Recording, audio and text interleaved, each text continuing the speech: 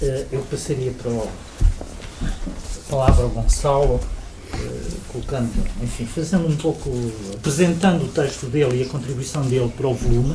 Provavelmente é um dos autores que respondeu o apelo de uma maneira mais literal, ou seja, as palavras que estão na base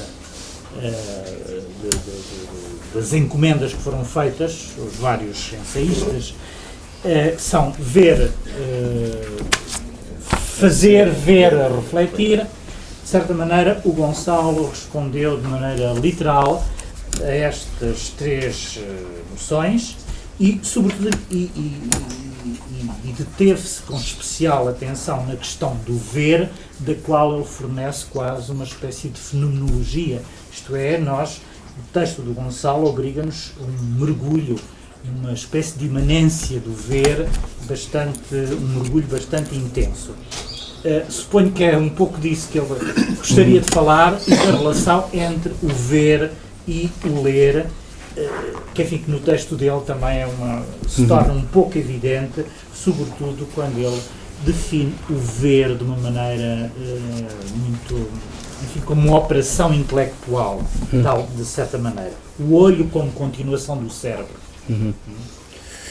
Bem, antes de mais, acho que queria agradecer a simpatia e a delicadeza e gentileza da Cecília e do Maurício, do convite da Porta 33, e agradecer o convite do António Guerreiro, dizer que é com muito prazer que estou aqui. Há um escritor francês que dizia que o intelectual era alguém que entrava numa biblioteca mesmo quando não estava a chover. E eu acho, de certa maneira, mesmo quando não estava a chover, né? E de certa maneira eu acho que hoje neste momento, de certa maneira, um intelectual é alguém que num dia de calor e de verão está aqui na Porta 33, ou pelo menos alguém que quer refletir, e acho que é extraordinário realmente estarem aqui. Bem, sempre me fascinou esta ideia de que ler é uma espécie, pode ser considerada uma espécie de subalínea do ver, como se fosse uma parte menor, eventualmente, ou uma parte diferente, ou uma especialidade, eventualmente. E eu vou aqui falar de uma forma fragmentada de alguns contextos sobre esta relação entre o ler e o ver. E esta questão que o António falou sobre pessoas diferentes, há uma frase que eu ando a matutar desde que li, citada pela Maria Filomena Mulder num artigo recente pelo menos que eu li, do Tomás de Aquino, em que ele diz: é preferível um anjo e uma pedra do que dois anjos. E, de certa maneira, eu acho que se me perguntassem o que é que eu tenho feito nos últimos meses é pensar sobre esta frase, que acho que é absolutamente extraordinária, ainda mais do Tomás de Aquino, não é? É preferível um anjo e uma pedra do que dois anjos. De certa maneira, de uma forma muito mais comedida, é interessante termos aqui pessoas de áreas diferentes, nenhum anjo certamente, mas... O que é interessante no ler é que aprender a ler é deixar de ler, ou seja, nós aprendemos a ler no momento exato em que deixamos de ler. E eu diria que o único momento em que se leem as letras, é aquele momento em que se aprende a ler, precisamente os 6 anos, em que a pessoa, por exemplo, lê a palavra ler, L-E-R. Aliás, se nós filmarmos uma criança que está a aprender a ler, nós quase percebemos que há um percurso, como se houvesse um espaço entre o L e o E. E ela vai caminhando entre o L e o E. Portanto, há um espaço. Ao L, ao E, ao R. E nós quase que o vemos a mover-se, não é? E esse é o momento, é provavelmente um momento que dura 1 mês, 2 meses. Eu diria que é o único momento em que nós só lemos as letras. O Derrida, por exemplo, tem um conceito que eu acho muito interessante, que é o cego literal, que é cego precisamente por só ver a letra, não é? E precisamente nós começamos a aprender a ler quando deixamos de ler as letras, em primeiro lugar. É quase o básico. E isso é muito impressionante, que é, nós aprendemos uma atividade quando deixamos de fazer essa atividade. E a certa altura nós nem sequer lemos as palavras. Há muito tempo que deixámos de ler as letras. É muito interessante que nós voltamos um bocado aos nossos 6 anos quando temos uma palavra difícil, não é? Uma palavra não comum, em que nós aí temos que abrandar, mas normalmente nós nem sequer, já hoje, lemos as palavras. E, portanto, o que é ler a partir de certa altura? Eu acho que ler é muito ver. Por exemplo, no outro dia estava a pensar uma frase como 13 pessoas sentaram-se para jantar. É evidente que as únicas pessoas que vão ler esta frase, ler esta frase apenas, são as pessoas que não tenham nenhuma informação, que não tenham nada à volta. Precisamente dentro de uma frase destas, nós estamos, por exemplo, a ver de imediato, por exemplo, a última ceia de imediato.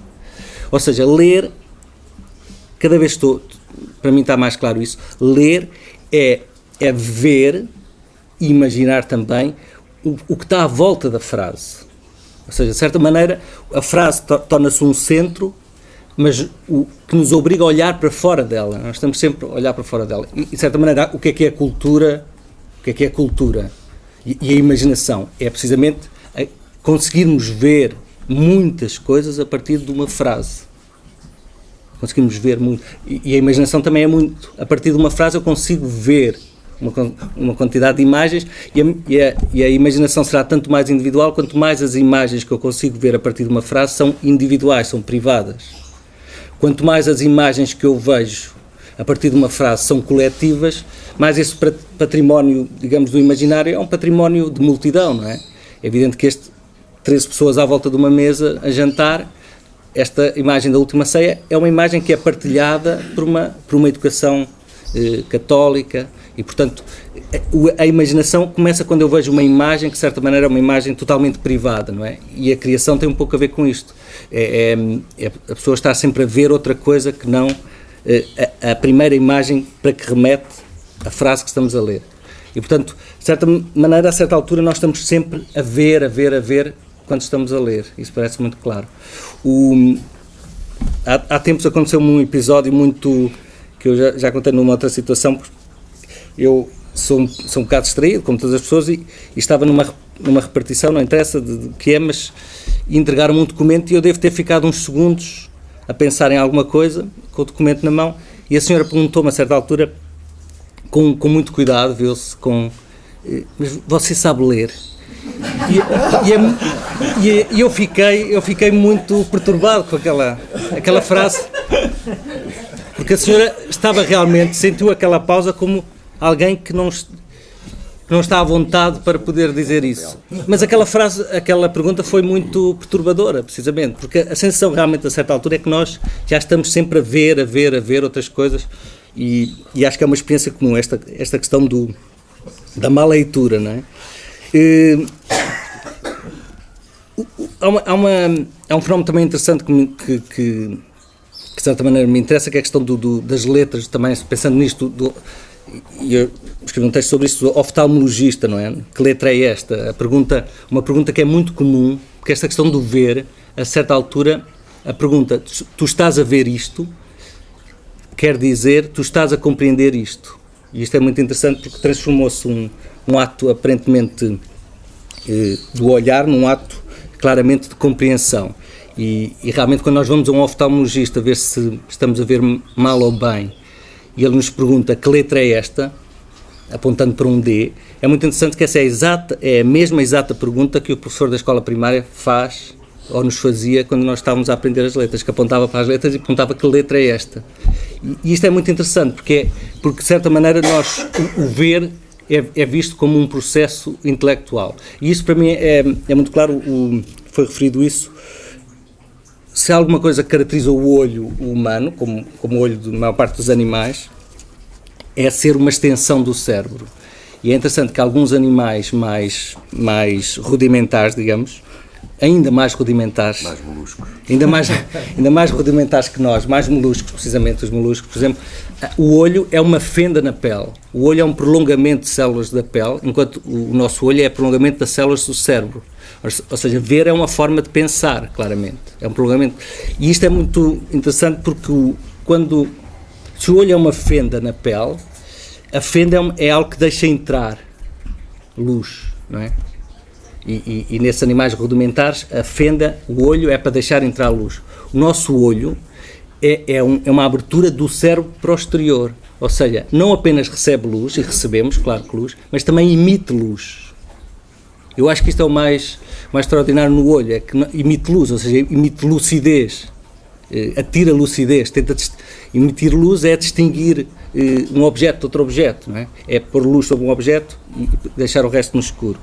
E nesse particular, a visão e a leitura são dois processos muito semelhantes e muito diferentes, no sentido em que a leitura é uma domesticação do olhar muito violenta. Nós não temos essa noção, mas quando eu leio um texto, não é, que está escrito assim, o meu olhar, que os meus olhos podem passar para ali, para o teto, por exemplo, para ver aqui o vidro, podem passar para ali, estão a saltar completamente. Então, os meus olhos, os nossos olhos fazem isto. E o que é interessante é que, e por isso é que a contemplação da beleza é quase um luxo, e nós podemos entrar numa galeria e ver obras de arte é qualquer coisa de absolutamente extraordinário, porque, em primeiro lugar, o nosso olhar, e é muito interessante, por exemplo, em Lisboa, em qualquer cidade, o nosso olhar primeiro detecta, está treinado, pensa muito antes de nós, para detectar o perigo, não é? Nós primeiro estamos a ver o que é que nos pode matar. Não há nada que nos pode matar, nós eventualmente passamos para a excitação, não é? Aquilo que nos pode seduzir, aquilo que nos pode salvar de alguma forma. E depois, se nada nos pode, digamos, atingir desta forma tão violenta, resgatar o nosso olhar desta forma tão decisiva, nós podemos contemplar a beleza, e a beleza e a sedução e a excitação poderiam entrar nesse campo. Mas nós temos de ter a consciência que, por exemplo, estar algum tempo diante de alguma coisa bonita é um absoluto luxo. Por exemplo, eu já estive em alguns sítios em que, por exemplo, via pessoas que estavam claramente com fome, e é impressionante, porque realmente é a questão de alguém nos poder matar e a questão da fome. Por exemplo, alguém que está com fome, é impressionante que não existe nada senão o que é que pode ser alimento. Ou seja, pode passar a pessoa mais bonita do mundo, podem pôr o quadro mais extraordinário, mas ali há uma ânsia que os olhos estão absolutamente... e isso é muito interessante, porque nós realmente às vezes não temos a noção do luxo que é poder ou descansar os olhos sobre um livro de poesia, por exemplo, ou poder ver qualquer coisa que só tem beleza, não é? Só tem, entre aspas. Só dizer também que o que às vezes também penso é, e se nós lêssemos, muitas vezes fala-se disso, ler a realidade, não é? Utiliza-se muito essa expressão, até às vezes em termos de jornalismo. E é interessante, se nós levarmos à letra o ler, a realidade, seria qualquer coisa do género. Eu estar a andar em Lisboa e estar a ver o mundo assim. Imaginem que está aqui um tigre, não é? Se eu ler a realidade, eu estou aqui, depois vou descendo de linha, entretanto já fui comido pelo tigre, não é? Ou seja, há uma coisa muito clara, é que talvez o ato que nós fazemos menos, mesmo as pessoas que leem muito, é ler. Porque esta coisa de ler a realidade não existe. O sentido que se dá normalmente é de interpretar, mas toda a visão é uma visão que interpreta. Por exemplo, se alguém nos atira uma bola, não é? O exemplo que para mim muito direto é, se alguém nos atira uma bola à cara, não é? Nós estamos a ver a bola a vir na nossa direção. Se nós só estivéssemos a ver, nós víamos a bola a vir na nossa direção, e apanhávamos com a bola. Nós pomos a mão à frente porque nós não estamos a ver apenas a bola a vir na nossa direção. Nós estamos treinados para dar uma interpretação, para estar a ler se quiserem, mas eu acho que não, é interpretar o que está a acontecer. Isto é bom para mim, isto é mau para mim, o que é que eu devo fazer? E nesse sentido, nunca há um ver também literal. Só para concluir, há duas coisas que me fascinam e que não... Dizer que isto aparece muito em coisas que eu tento fazer, ou seja, eu tento pensar sobre esta questão do ler e ver. Por exemplo, há um pequeno livro que é o Short Movies, que é qualquer coisa de pensar como é que a escrita se pode transformar em algo puramente visual. Por exemplo, se eu digo um homem levantou-se da cadeira e pegou no copo e levou o copo até ali, isto é qualquer coisa que é absolutamente visual. E é evidente que há um tipo de linguagem que não é visual. Aliás, por exemplo, a linguagem, o pensamento, muitas vezes é pouco visual. E, aliás, é muito interessante, por exemplo, dos autores que eu gosto mais, do Wittgenstein, etc., é quando eles quando os filósofos precisam de mostrar melhor, eles utilizam exemplos, não é? Ou seja, as suas teorias são muito pouco visíveis e então a certa altura dizem, por exemplo, se pusermos uma maçã vermelha no escuro, continua a ser vermelha, este exemplo do Wittgenstein, como muitos outros, ou seja, ele para explicar algo que é muito pouco visível, ele tem que utilizar uma maçã, um quarto escuro, etc.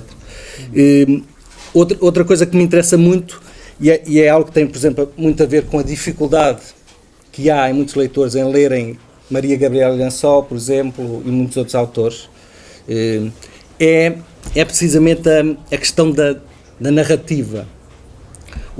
Num livro que eu já vi aí, que é A Pé na Esquerda de Paris, eu fiz uma coisa que é tabelas literárias, que é uma coisa que certeza muita gente já fez antes, mas o que me interessava era precisamente cortar esta ideia, porque a sequência de ler assim, esta espécie de arado, não é? Como se diz, obriga, ou seja, põe o cérebro a pensar muito narrativamente como causa e efeito. Ou seja, nós estamos sempre à espera que a segunda frase seja uma sequência da primeira, a terceira uma sequência da segunda.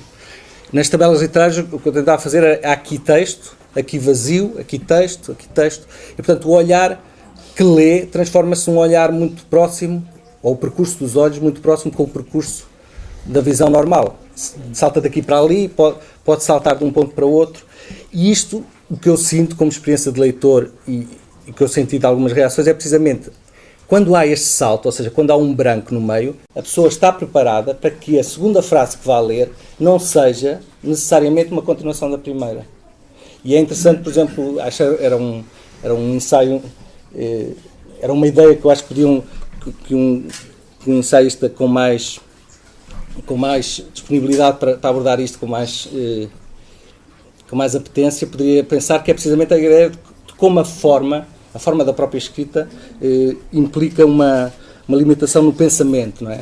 E a dificuldade que as pessoas têm em ler escritores fragmentados, em que não percebem porque é que a terceira linha não continua a segunda. Terminar, a perplexidade tem a ver com o prazer físico, é uma coisa, terminando com a questão do prazer, que é, por exemplo, eu como um pintor, quando pinto, há um prazer que tem a ver com os choques materiais, os choques em toques do corpo com matéria. Por exemplo, quando eu escrevo, há um prazer físico, independentemente de eu escrever aqui uma frase ou um traço, há um prazer físico que tem a ver com este atrito no pintor, etc. E este prazer da escrita ou da pintura eu percebo. E uma coisa que é absolutamente fascinante é tentar perceber qual é o prazer, de onde é que vem o prazer visual. Ou seja, um pintor tem o seu prazer, e como é que esse prazer se traduz depois em alguém que está a ver a obra à distância, não é? E o que é interessante é, e uma coisa absolutamente espantosa, por exemplo, é porque é que a pessoa tem um prazer imenso a ler, não é? Ou um prazer imenso a ver um quadro, não está a ser tocado, aquilo não é propriamente uma massagem, não é? Não há um contacto entre, mas há claramente reações corporais, e isto é absolutamente fascinante. Eu acho que isto é um mistério. Como é que há qualquer coisa que está distante de mim, que não me toca literalmente, como é que aquilo provoca alterações corporais. E é evidente que isto é, digamos, provavelmente um dos centros da estética, mas não apenas da estética artística, mas também da estética humana, não é? Porque é que nós paramos diante de uma pessoa, porque é que abrandamos o passo diante de uma pessoa, não é? E tem um pouco a ver com esta reação inexplicável do corpo em relação àquilo que vê. E isto é das coisas mais extraordinárias na estética, porque é precisamente este espanto diante de ser tocado por uma coisa que não nos toca, não é? E ser tocado literalmente, não é ser tocado emocionalmente ou de uma forma lírica, é ser tocado. O nosso corpo muda organicamente, excita-se, fica irritado com alguma coisa que vê. Isto é absolutamente surpreendente. Não é qualquer coisa muito sensata, digamos. É isso. Ok, obrigado, Gonçalo.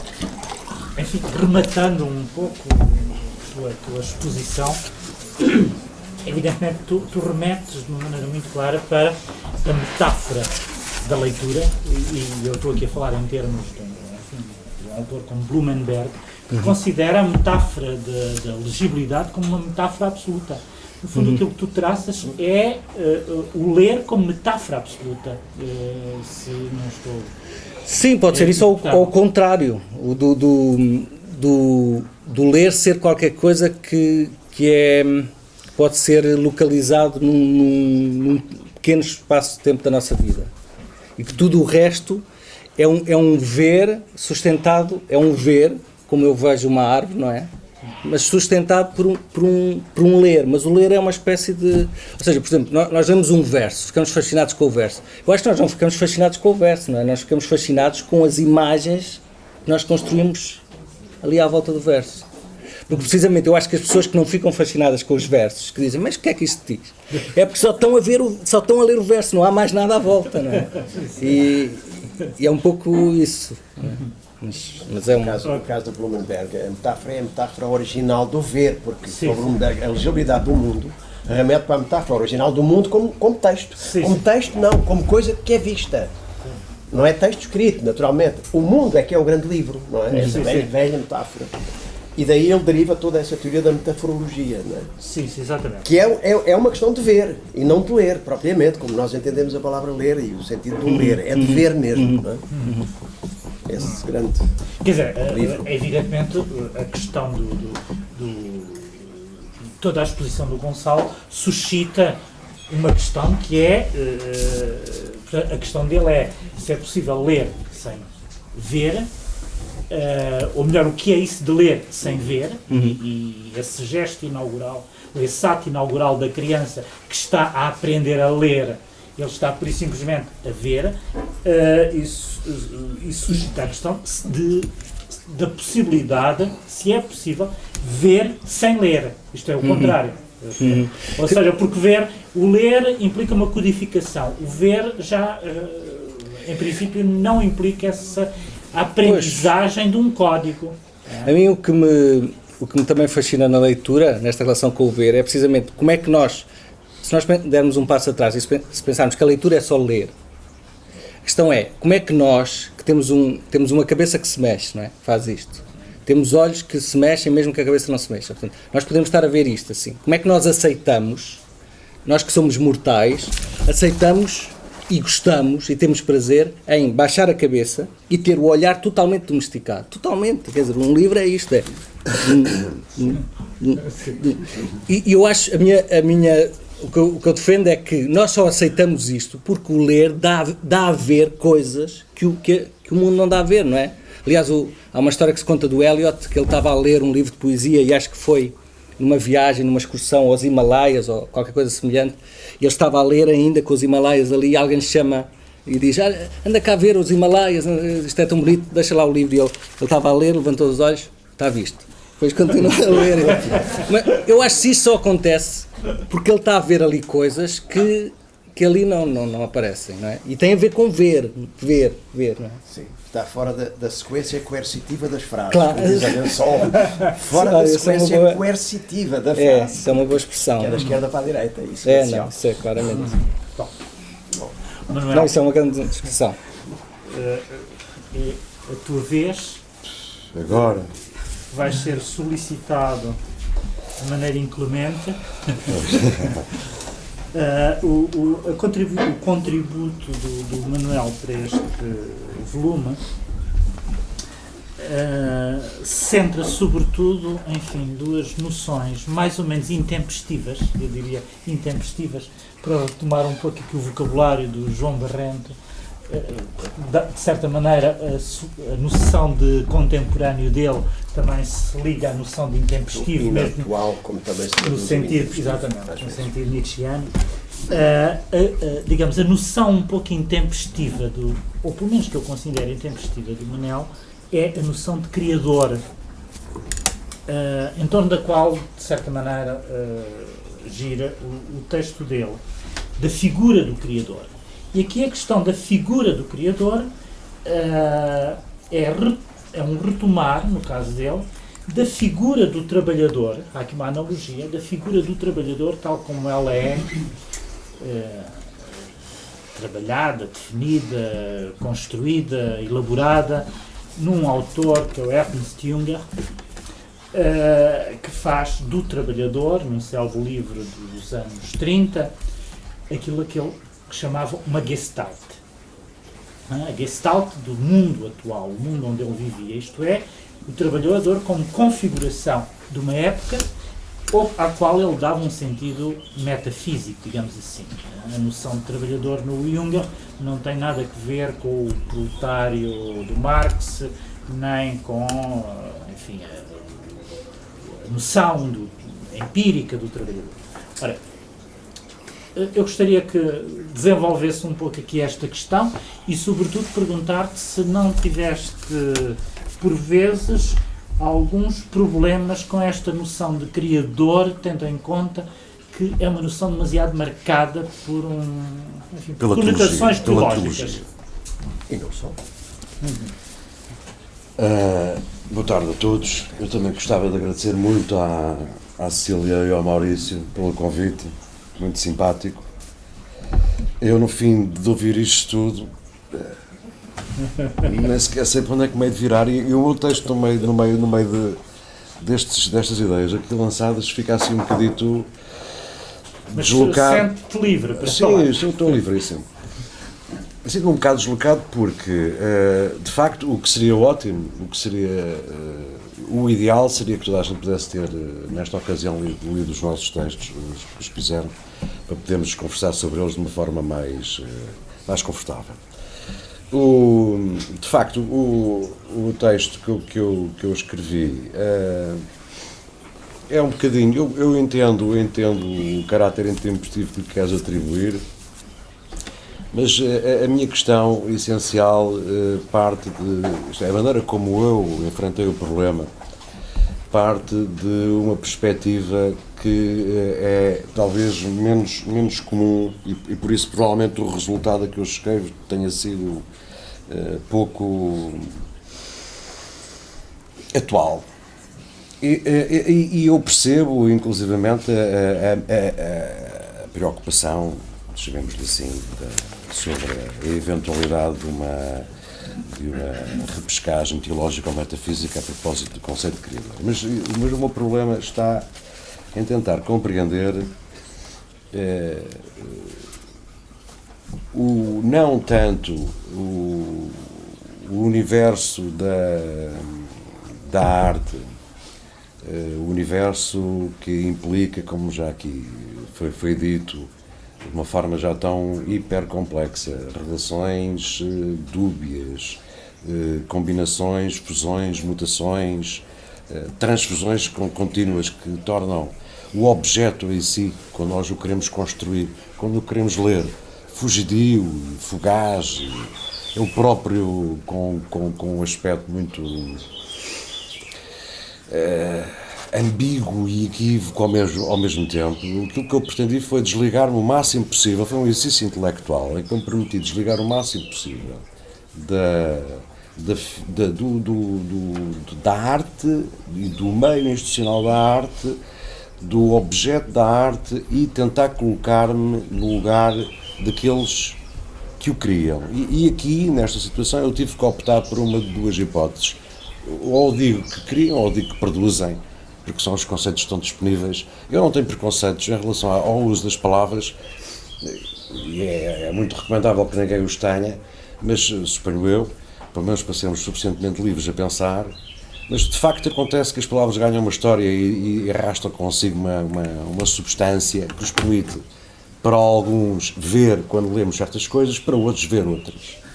E quando estamos a falar da produção artística, de facto nós não temos maneira de evitar a associação com o produto e a ação do produto com o mercado, com o valor económico que é crescido, com a apropriação, com ser uma coisa produzida no sentido de operada instrumentalmente por alguém, e corremos muitas vezes o risco, e isto, não sei, enfim, eu não quero extrapolar, nem quero supor que as pessoas sejam obrigadas a ter os problemas que eu tenho, mas provavelmente corremos o risco de nos esquecermos ou de não deixarmos ter em consideração que atrás das coisas que são geradas, para introduzir aqui um termo haverá alguém que tem uma iniciativa e é preciso, se calhar, restaurar, pelo menos para mim, torna necessário restaurar a geração histórica dessa criatura que gera qualquer coisa. E quando nós tentamos fazer um recuo, perspectivar, através de um recuo histórico, a geração dessa figura, e a ideia da figura já agora aqui é interessante, enfim, o António Guerreiro mencionou o uso do Ernst Jünger, mas a verdade é que eu também usei a Hannah Arendt, e creio que usei tanto um como o outro para finalidades distintas, para compor a figura que eu queria compor, ou como eu pude compor.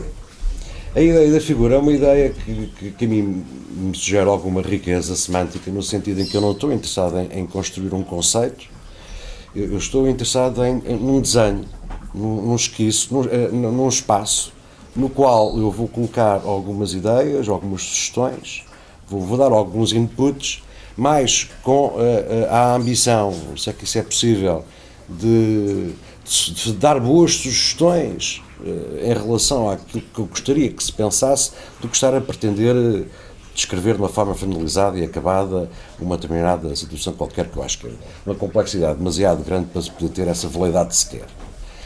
Eu só não falo do artista porque o artista, enquanto indivíduo que faz artefactos, porque de facto há muitos artistas que não fazem artefactos, e sobretudo, que é uma coisa muito importante para mim nesta análise, quando eu estive a pensar sobre este assunto, porque os artistas não fazem só coisas, conversam, comem, bebem, habitam cidades, são de países, usam línguas, e por conseguinte o ato de fazer é um ato que tem que ser circunstanciado. Há bocado eu apreciei muito a intervenção do Delfim quando ele falou da moldura para a ambiência. Essa moldura é de facto tanto a cultura que nos rodeia como é a própria história em que se está envolvido, e se calhar é a apreciação de uma macro-envolvência temporal que me permitiu se calhar especular metafisicamente, que metafisicamente é mais poeticamente do que metafisicamente, na construção desta figura.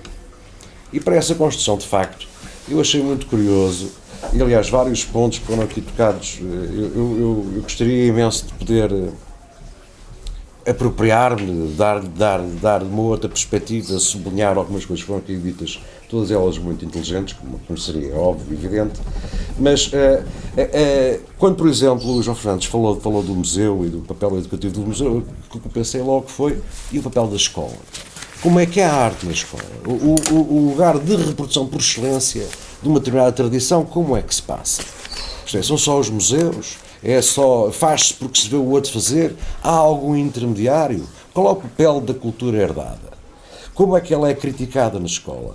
Como é que ela é apreciada, criticada? Como é que não sei se alguém alguma vez ensina a apreciar criticamente a tradição.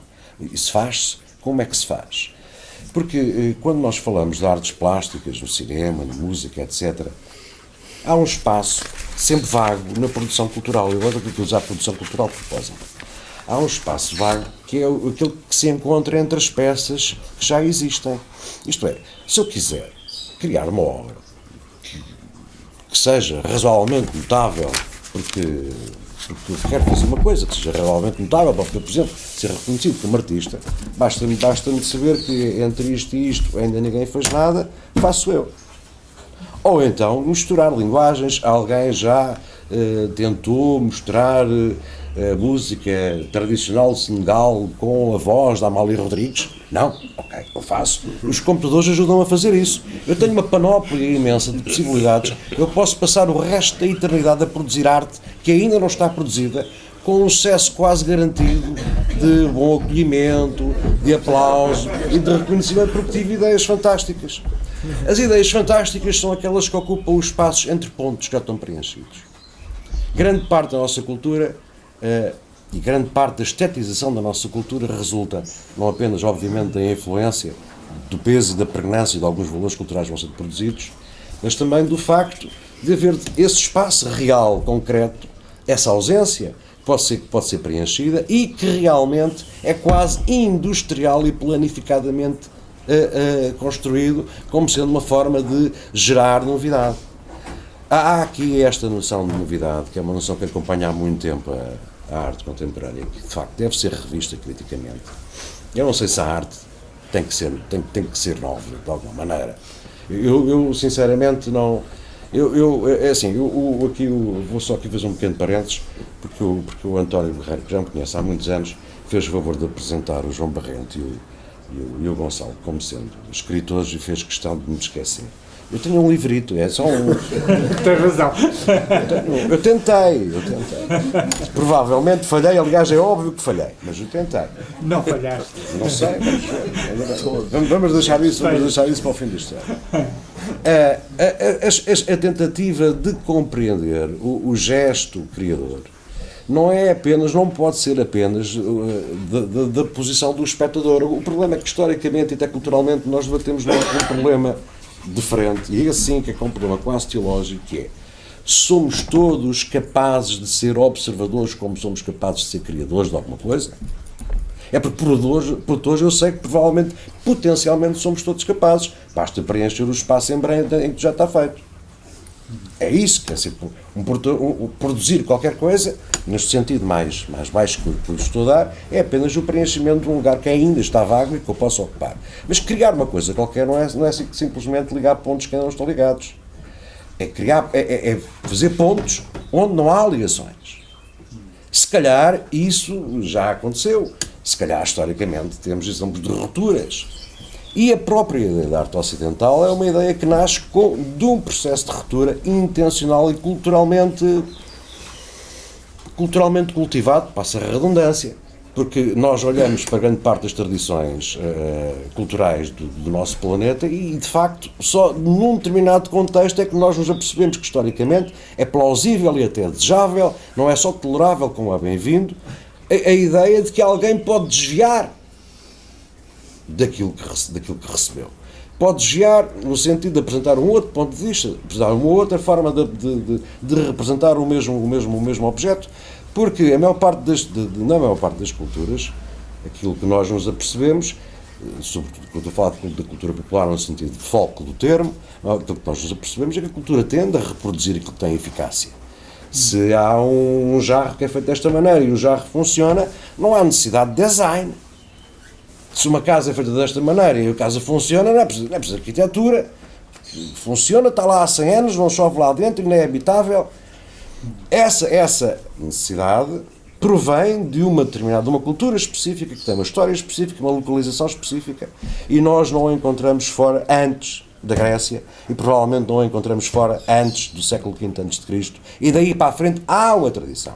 Essa tradição, ainda que agora os chineses queiram fazer arte, e fazem muito bem, já há uns anos apareceram há uns tempos em Cerveira, acho que foi a primeira vez que os vi chegar à Europa.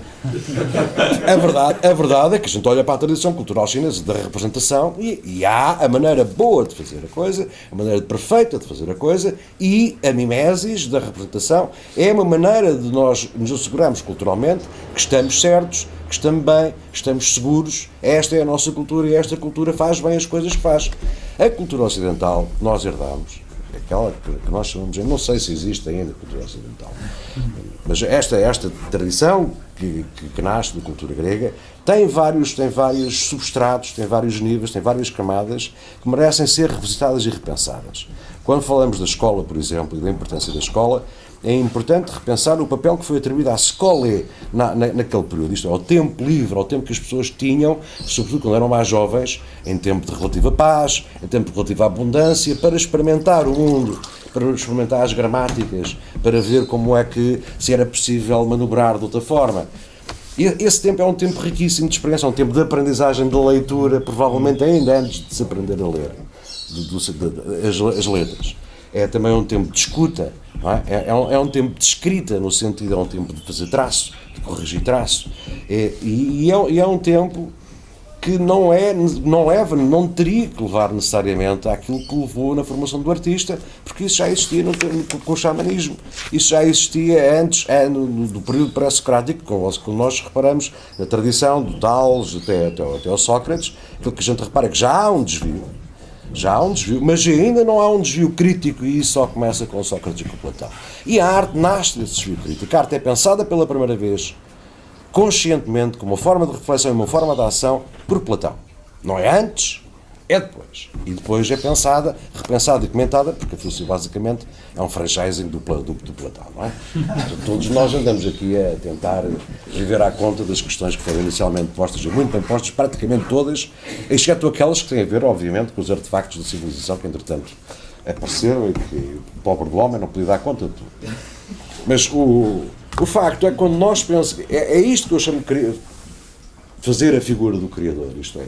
E estou aberto a sugestões, eu não sou monolítico, não preciso de nenhuma crença especial, não estou interessado em fazer qualquer tipo de proselitismo. A verdade, para mim, é uma coisa que é pelo uso íntimo e privado.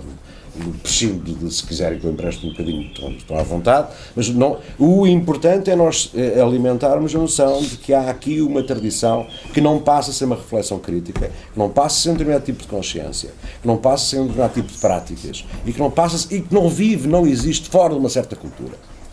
Porquê é que eu acho que isto é especialmente importante agora? Para além de tudo aquilo que já sai, aquilo que disseram aqui, muito melhor do que eu poderia dizer. Porque esta cultura não é a única. É claro que esta cultura também foi a que gerou o capitalismo. É claro que esta cultura, muito antes disso, também foi a que gerou, com os sofistas, um determinado tipo de consciência cínica que se tornou historicamente fundamental, inclusive para nós compreendermos a própria formação da noção de burguesia, que é aquilo que todos nós somos, não é? Não há arte fora desse contexto. O resto é ficção científica. Há arte popular, no sentido que eu já me referi.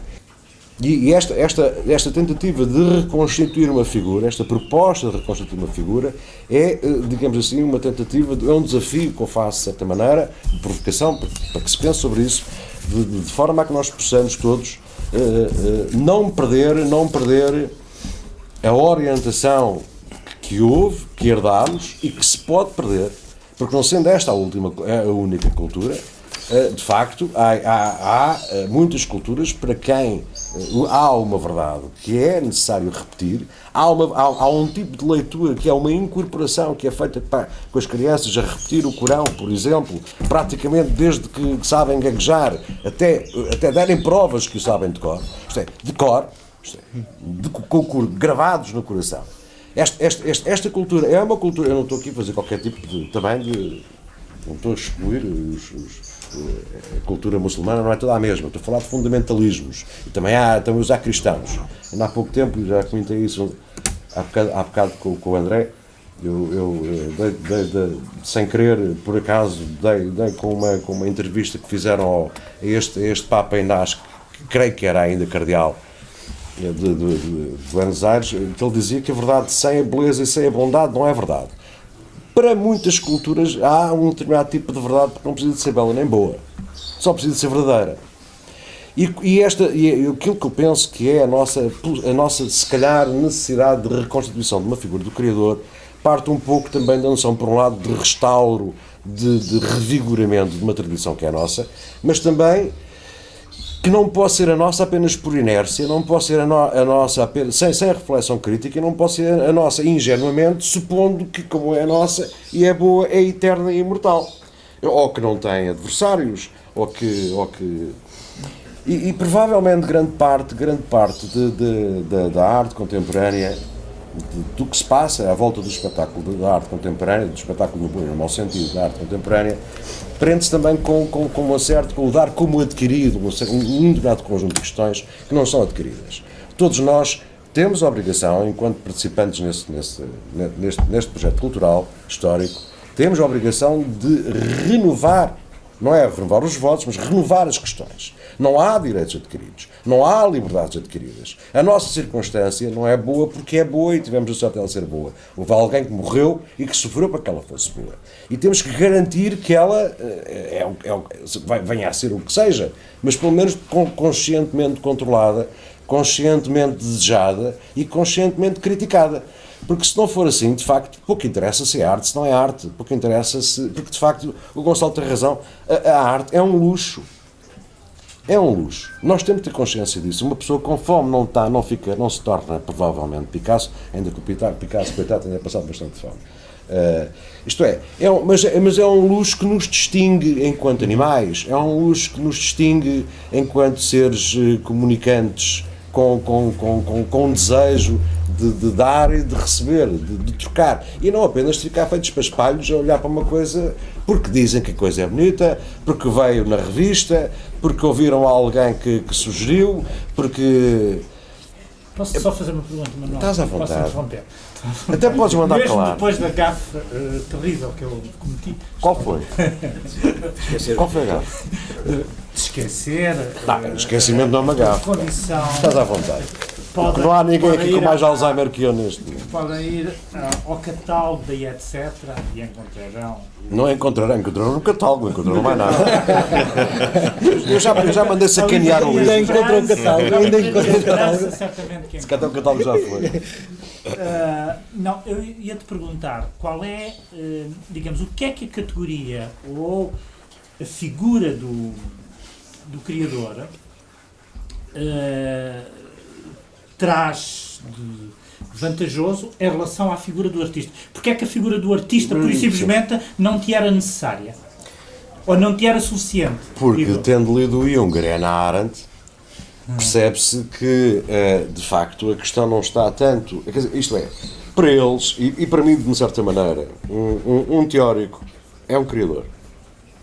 Da mesma maneira que um artista é um criador. Os filósofos são criadores de ideias, de proposições, de rearticulações. E não há que distinguir, não é necessário distinguir com o outro. Pronto, as distinções fazem porque algumas coisas são mais ou menos óbvias, não é? Mas, quer dizer, do ponto de vista da figura, é bom que nós consigamos incorporar tudo aquilo que estava envolvido no projeto, chamemos-lhe agora para simplificar, socrático ou platónico, que é a ideia de uma integralidade de experiência saudável, comunicante, reflexiva e crítica, que implica a capacidade para a ação, aquilo que ele chamava a coragem, a capacidade para a produção, para baixar a fasquia de produção de obras que sejam capazes de fazer despertar os outros, de fazer pensar os outros, porque basicamente foi isso que o Platão fez. A Carta Sétima é muito bonita desse ponto de vista, porque há um sítio lindo onde ele diz, acho que deve ficar no frontispício tudo o que fosse coisa que obrigasse a pensar, que é todos aqueles que acham que sabem aquilo que eu penso, estão enganados. Isto é, aquilo que ele disse não era aquilo que ele pensava, aquilo que ele disse não era aquilo que ele acreditava, aquilo que a gente diz não tem que ser uma fé, tem que ser alguma coisa que comunique ou que ajude alguém a libertar-se dos seus preconceitos. E a filosofia tem esse, ou deveria ter esse papel, eu creio, acho que há de facto uma corrente filosófica que ou colomar o Platão, ou então que... Eu não vou dar mais alternativas, provavelmente chego a colomar o Platão, que acredita que há de facto uma verdade qualquer que se atinge através de uma ideia e que faz-se uma coisa espiritual, uma meditação, uma coisa, e dá-se uma metanoia, enfim. Isso é tudo ficção científica. Ou por outra, melhor ainda, é ficção literária, porque Platão é literatura. Platão é das melhores coisas que a obra do Platão é das melhores coisas que alguém escreveu desde que há história, não sei se estás de acordo comigo. Já tem 2500 anos, não foi há 250 nem há 25 dias. E portanto, esta ideia de que o artista não ganha em ser artista porque pode prescindir de refletir, não ganha em ser artista porque pode prescindir de uma abordagem crítica daquilo que o rodeia, não ganha em ser artista tendo preconceitos que nem sequer reconhece porque não fez nenhuma análise, e além disso, como ser artista propriamente dito é uma coisa que ocupa relativamente pouco tempo da vida do artista, o resto do tempo é ação, o resto do tempo é reflexão e o resto do tempo é estar com os outros. Que é isso que a gente está aqui a fazer, não é? É para essas perguntas que eu acho que esta empreitada aqui do Maurício da Silva merece todos os louvores e mais alguns. Conseguir juntar gente deste quilate não é fácil. Eu estou aqui completamente... Eu sou da segunda divisão. Eu estou aqui completamente... não, sou da segunda divisão, é óbvio, não é? Eu sou um pobre de um professor que ainda por cima, por questões que se prendem com a minha vida privada, nem sequer me permitem ter muita presença pública. Não posso, por mais vontade que quisesse, ir a participar mais e ter mais intervenção, como exatamente os meus colegas. Mas o certo é que a simples possibilidade de gerar encontros é ação, que é uma ação criativa. Eu não lhe posso chamar outra coisa. Claro, também pode produzir qualquer coisa aqui, não é? Mas já vamos produzir um livro. Mas a capacidade de ligar pessoas, de estabelecer contactos, de perceber quais são as melhores relações, potenciar as melhores relações, é uma coisa que também pode ser coberta pela figura do criador sem qualquer problema. Portanto, o artista, ficar só pelo artista seria um bocadinho cortar as calças à medida do freguês. Do freguês que quer ser artista, ou que quer mostrar que quer ser artista. A propósito da teatralização que falava aqui o Delfim, de facto há desde uma consciência de que a pose é qualquer coisa que estraga, não é? É qualquer coisa que avaria o sentido original da própria criação plástica. E de facto nós podemos compreender perfeitamente um determinado tipo de intervenção crítica uns com os outros, uns junto com os outros, sem necessidade de teatralizar e sem necessidade de mediatizar, porque há outra coisa que tem a ver um pouco com a história da publicidade também e da estetização da vida, que é a mediatização dos acontecimentos. Nós, quando estamos aqui a falar, eu às vezes não quero falar por todos, mas creio que é necessariamente assim, se calhar estou enganado, de facto, estamos perante terceiros. O discurso que se tem perante terceiros não é o discurso que se eu estivesse a falar com o Gonçalo. Há aqui um ato de representação, não apenas porque há uma performação, mas porque há terceiros a ver. E a mediatização, pior é isso, porque são terceiros que estão a ver e que vão difundir. E a tendência para a pose, e para a teatralização, e para o fazer-se ao boneco, empobrece, mas sobretudo também denota a ausência de consciência crítica. Isto é, nós provavelmente estamos a necessitar, não sei, digo eu, de nos recatar um bocadinho mais, de tornarmos talvez o nosso convívio um bocadinho mais, assim, mais privado, e em vez de estar a fazer programas para as massas, não é que os pobres das massas não mereçam, mas todos nós somos massas e, portanto, nem sequer somos massas especiais, somos macarrões como os outros, mas o certo é que muita dessa mediatização de facto, parece-me a mim, inquina o próprio discurso. O discurso se torna ou apologético, ou profético, ou dogmático de alguma maneira, ou pelo menos que serve de instrumento para a exibição do meu eu. Não, posso só... Não, deixa-me só acabar uma coisa antes que me esqueça, porque o meu Alzheimer está terrível, vou-me esquecer. Aliás, já me esqueci. É que havia uma coisa que eu associei a isto, pá. Já pronto, diz lá. Desculpa. Não, estás desculpa disso, a priori. Esqueci. Diz. Não, é que são 7h10. Ok. Bem dito. Era para me calar. Não, eu passava a palavra a alguém. Não, já sei. Era a propósito. Não, porque isto pode ser, quer dizer, é razoavelmente interessante. A história da estetização, que previa, por exemplo, da publicidade. Eu trabalhei uns tempos de publicidade e de facto sei como aquilo é criminoso. Não há outra palavra para pôr. Aquilo é um mecanismo de vendas e é um exercício retórico. Palerma. Mas pronto, mas que é eficaz e é cientificamente eficaz, porque há aparato psicológico e sociológico por trás que sustenta as parvoeiras que lá vão sendo feitas.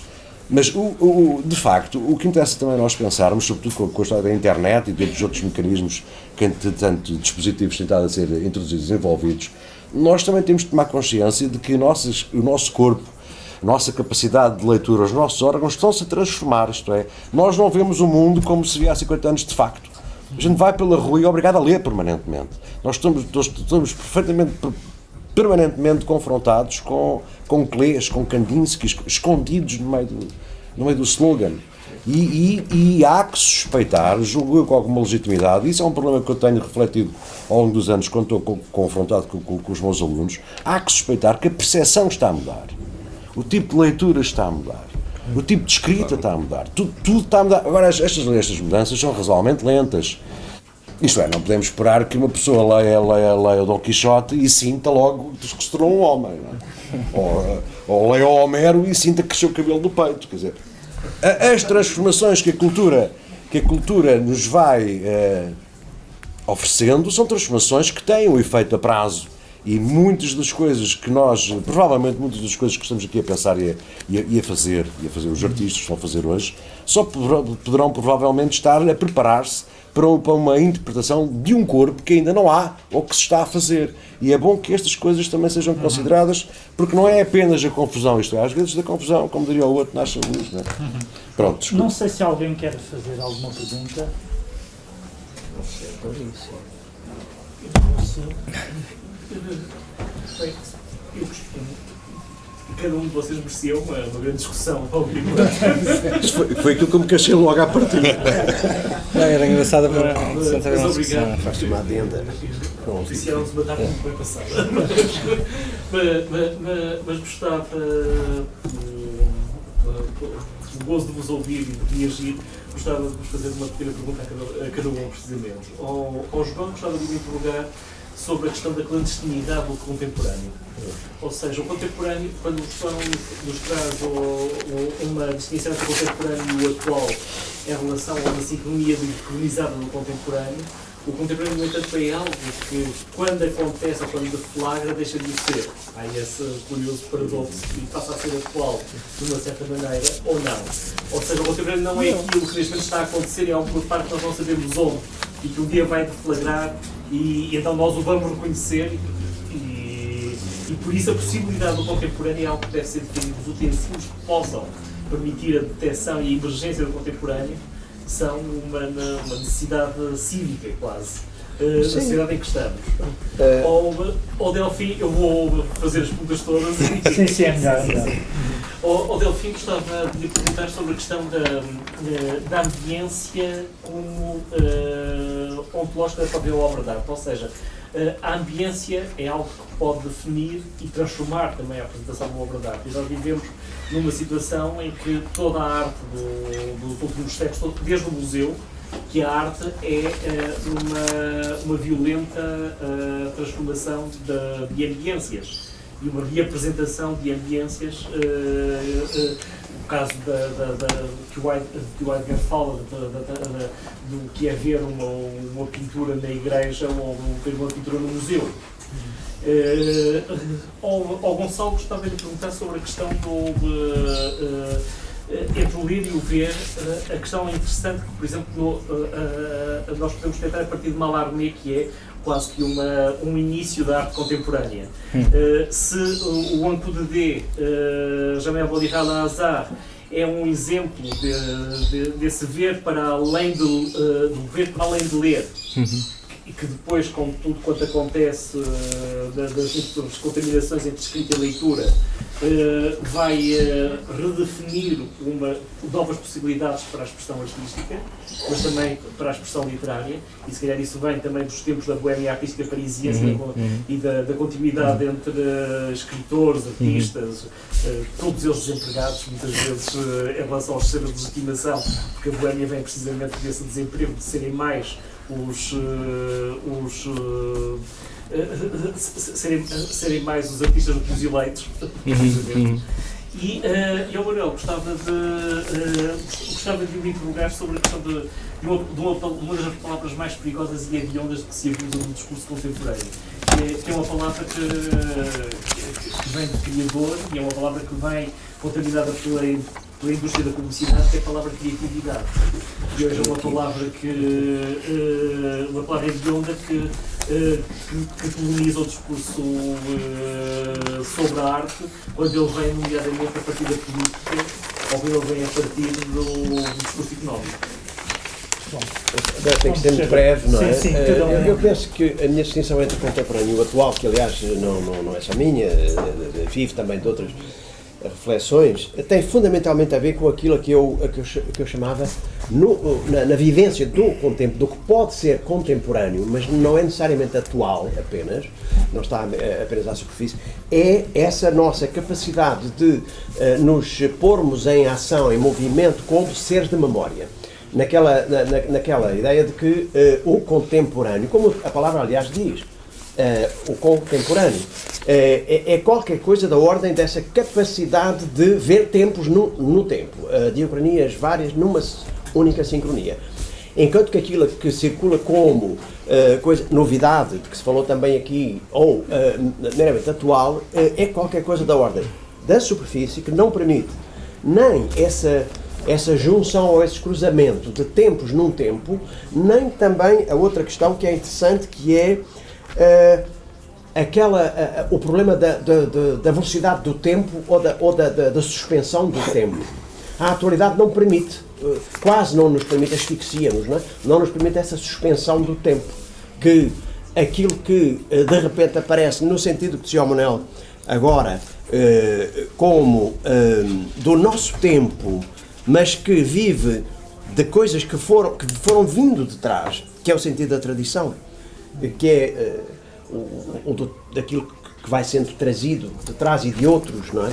Nesse caso, de facto, o contemporâneo, neste momento, poderia definir-se como essa capacidade de ter esta experiência, enquanto que o atual não nos permite ter essa experiência, porque é qualquer coisa de transitório, sempre, não é? Por isso, há qualquer coisa de escondido, como o Agamben também sugere, no ensaiozinho sobre o contemporâneo. Bem, isto é uma pergunta gigantesca, não é? Porque é uma pergunta gigantesca. De facto, a pergunta que fizeste está muito ligada à ideia, à criação de instituições para a apresentação da arte, que são, de facto, os únicos lugares onde nós vemos arte. E isso tem a sua raiz, obviamente, no museu como instituição e também no momento em que o ateliê do artista se transforma num local de exposição com o Courbet em 1864. E o Courbet é o primeiro artista a fazer uma exposição do seu trabalho, controlando as condições em que o seu trabalho é apresentado. Depois há o Marc Art em Viena também, que tem o seu ateliê, é um espaço expositivo. E a exposição enquanto dispositivo, e enquanto dispositivo que afeta necessariamente a percepção e a relação, quer interpretativa, quer perceptiva, que os espectadores têm com as obras, ela vai se tornando uma operação consciente, eu diria, sobretudo, a partir do Diaghilev e da exposição da Mir Iskustva que ele fez em 1899 e que é a primeira vez em que obras de arte sua contemporânea são misturadas com ícones. E portanto, é o primeiro momento em que esse confronto, essa heterocronia surge como um statement que só a exposição como dispositivo é que permite. E nós passamos a conviver, depois claro que a história do processo expositivo é uma história hoje muito longa, mas passamos sempre a conviver com obras de arte em situações que são heterotópicas e que são heterócronas, não é? E, portanto, nós nunca temos outra relação com as obras de arte que não seja sob essa égide. E, nesse sentido, qualquer colocação, havia o Caspar Koenig dizia uma coisa maravilhosa numa pergunta, numa sessão, numa conferência, sobre o que era para ele... uma boa obra de arte, e ele respondeu de uma maneira muito curiosa: é aquela que te resiste à obra de arte que lhe é vizinha. E isto, obviamente, que ele está a se referir a uma situação específica, que é a situação da instituição museológica, que é a única instituição onde ele concebe, não é? Museológica ou expositiva, onde ele concebe a relação com a obra de arte. E, de facto, nós, muito raramente, vamos ver ateliês de artistas, não é? Quer dizer, são muito poucos de nós que têm o privilégio de poder ir ao único sítio onde as obras estão em casa, que é no ateliê dos artistas. Nós só vemos obras desenraizadas. E por isso é que a relação, a maneira como Heidegger foi tentando falar sobre a obra de arte me parece muito limitada, sempre me pareceu muito limitada. Nomeadamente o famoso texto em torno das botas do Van Gogh, depois tem todo aquele historial, não é, da discussão com o Meyer Shapiro, depois com o Derrida, volta a citá-lo no La Vérité en Peinture, porque parte sempre de uma situação que é uma situação que nós não conhecemos, que é a situação da obra enraizada no seu lugar. E, portanto, nós vemos sempre a partir de uma ambiência, sim, que é a ambiência da sua moldura institucional, do local onde ela acontece perante nós e onde nós, para o bem e para o mal, com todas as limitações que tu há bocado falaste, não é, no mundo contemporâneo, para o bem e para o mal nós somos espectadores. E, portanto, a nossa condição é sempre de alguém que, a partir do que lhe permite essa possibilidade de ser espectador, vai encontrar numa situação de confronto. E aqui é indiferente qual é a instância da obra que conquistamos. Se ela é mais desafiadora, menos desafiadora, se a instituição é mais conservadora ou não, isso não altera. Não altera tão pouco se eu tenho que fazer coisas quando estou em frente à obra, não é? Se eu tenho que lhe mexer, se tenho que tocar, tenho que ser agarrado, isso não altera essa condição de ser espectador. E, portanto, o espectador é sempre alguém que está, como dizes, face a uma ambiência que é uma ambiência heteróclone e heterotópica.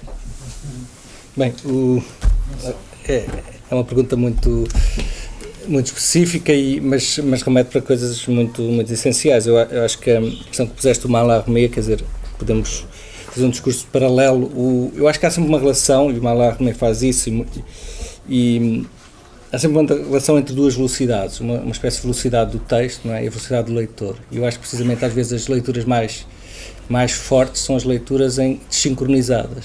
Não é? E o Mallarmé, de certa maneira, o que fazia era dizer mais devagar, não é? Vamos reduzir a velocidade. E isso é interessante, que há muitos autores, por exemplo, um autor que eu acho que faz isso exemplarmente em português, é João Guimarães Rosa, por exemplo.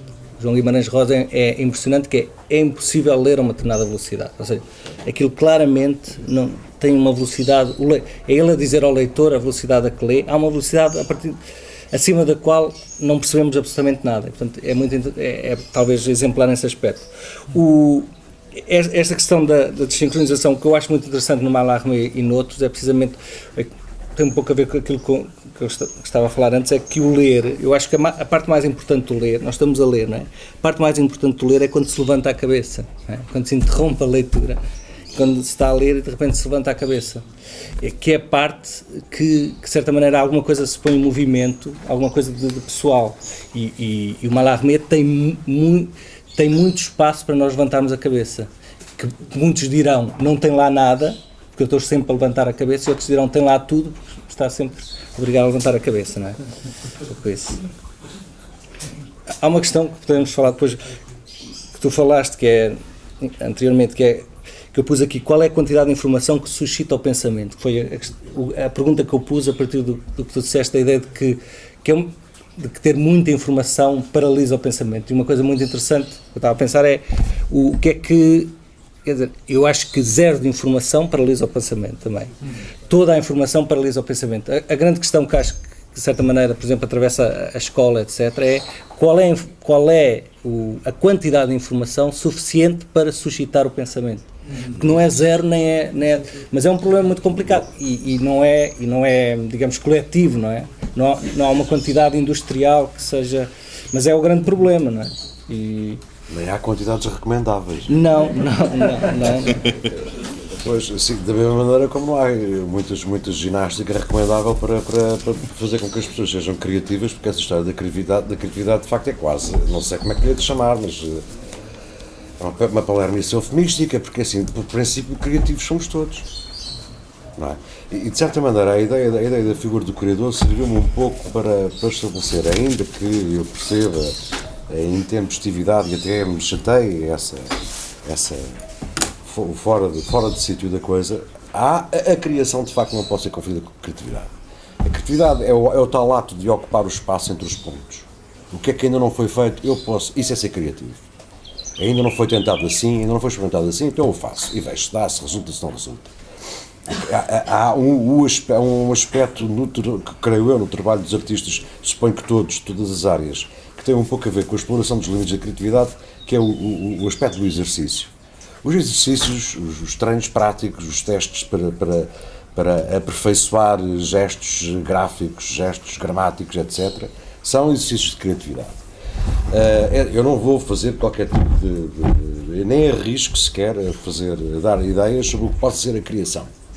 Esse aí para mim é que é verdadeiramente teológico, não lhe toco. Mas de facto tenho que admitir que pelo menos em conceito deve haver uma distinção e que nós possamos reconhecer provavelmente, se calhar só pós-mortem, aqueles que são mais que criativos. O que eu acho é muito arriscado fazer isso aos vivos. porque isso ajuda a alimentar a relação pouco clara e muito pouco higiênica entre a cena da economia e a cena da criação de valor cultural. Porque é alguma coisa que joga com motores mais profundos que têm a ver com a vontade de protagonismo e o pretender alcançar um certo prestígio. Provavelmente criadores são mortos. É a minha recomendação. Criativos somos todos, uns melhores, outros piores. E, portanto, um bom artista é necessariamente criativo. Um mau artista, enfim, também é capaz de existir, é se calhar um mau criativo. Há maus artistas muito criativos. Também há maus artistas. É para se ver até que ponto é que a estão aí com uma exposição, não é? Exato. Pública gigantesca. Há alguns artistas nada criativos. Por exemplo, o Juan Cavara, uma pessoa que pinta um também quadro há, por dia com a também dança. há, Exatamente. também há. Excepcional Boa artista, ajuda, muito pouco boa criativo. ajuda, também há. Melhor ajuda ainda. É isso mesmo. Pois bem, Ok. eu agradeço a toda a gente a vossa presença, à Porta 33, a Maurício, à Cecília, e damos por terminada a sessão, que já se prolongou muito para além daquilo que era a hora regulamentar. Obrigado.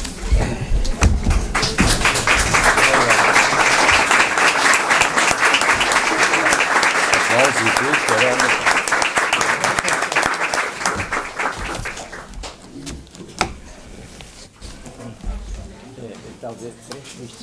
Essa parte, isso não tem nada a ver com o que acontece.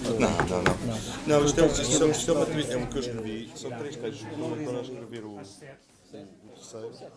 e que são assim